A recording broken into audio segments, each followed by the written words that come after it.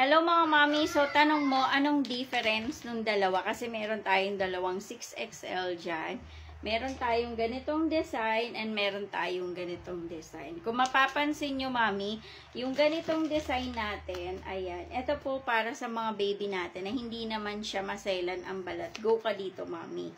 Ganito po yung kanyang design, ayan, yung piniplex ko sa inyo kanina.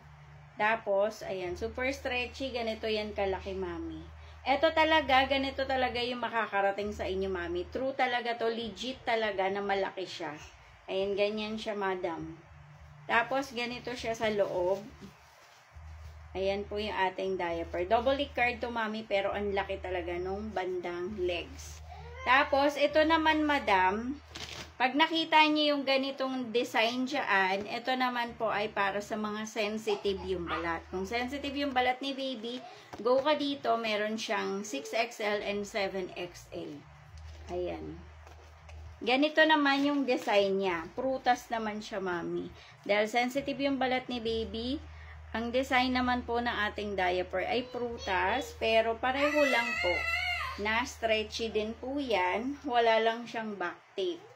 Tapos, malaki din po yung legs.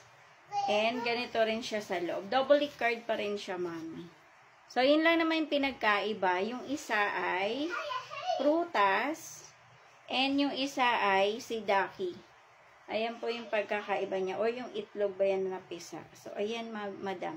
Ito yung para sa mga sensitive yung balat. Ito naman po, para sa mga baby natin na hindi naman siya sensitive. So, ganito yan ha. Pag nakita niyo yung ganito, ito yung 28 pieces dyan. Kung di ako nagkakamali. Double check nyo na lang. Basta ganito yung packaging.